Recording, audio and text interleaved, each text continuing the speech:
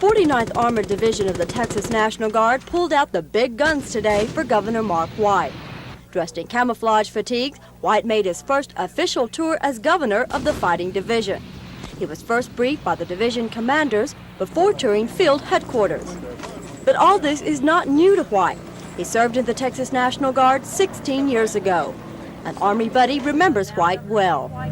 Yes, he had lots of common sense then, and he's probably got more now. The governor took time out from his tour to reminisce with Perkins about their days together in basic training. I can still get in that uniform. I think I still got mine, too. I was fat when they gave it to me. I still But one thing that hasn't changed is the food. White and the Guard top brass lunched on sea rations and iced tea. After lunch, White continued his tour of the Texas National Guard on summer maneuvers. The troops demonstrated their tactical combat abilities. This type of training prepares them for action when called to active duty. But for now, the men are state troops under the command of Governor Mark White. Governor Mark White has now seen the Texas National Guard at its military best, but he also praises their alert readiness in case they're needed to respond during a natural disaster. Olga Campos, Channel 7 News at Fort Hood.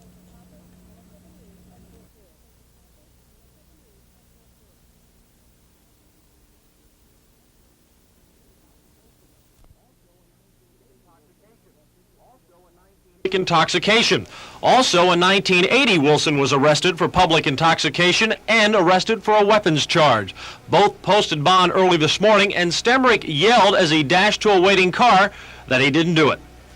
For News Center 11, I'm Dan Patrick.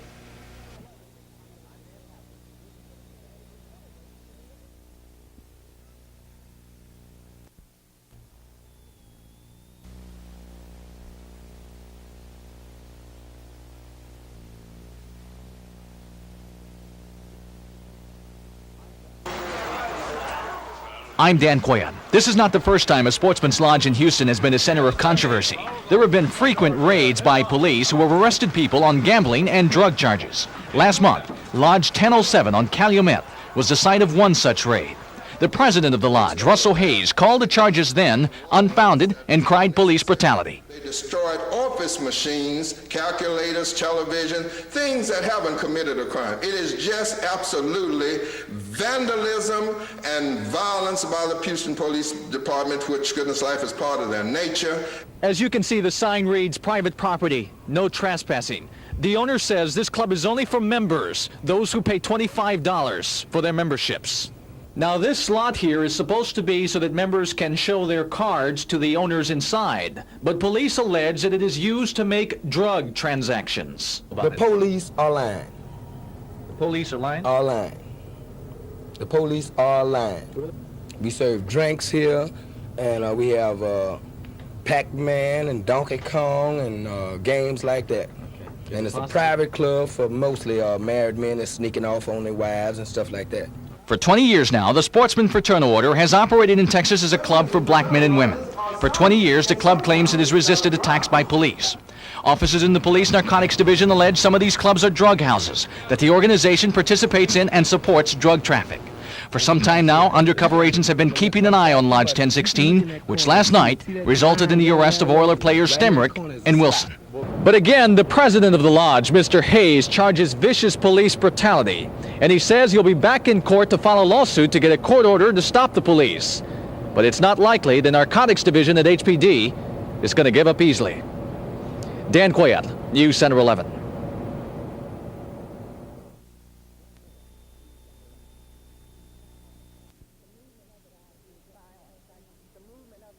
Silence. The movement of it all was what impressed me. Sort of in slow motion to you? Yes, right. Where did Barry go?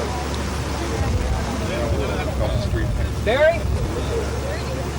Put him on the other side.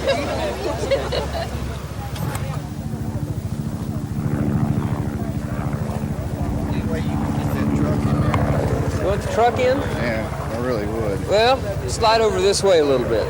If I can get the truck, that'll do it about there, won't it? Okay, just look at me and pretend he's not here. He's up. Makes it easier. Okay. Now, you've been inside. What did you see in there? What's it look like? Just nothing but steel scattered everywhere. The guy wires themselves are all clumped up over on this side here. The bodies are up under the steel. You can see the bodies? Yes, bodies are up under steel. They, right now, the HLMP is working in there right now, helping out with getting the steel off. And This had fallen, I guess, to the north. It hit those power lines. What could have happened? they would have come hot with the High Line, which is 138,000, which possibly killed more people. Thank you.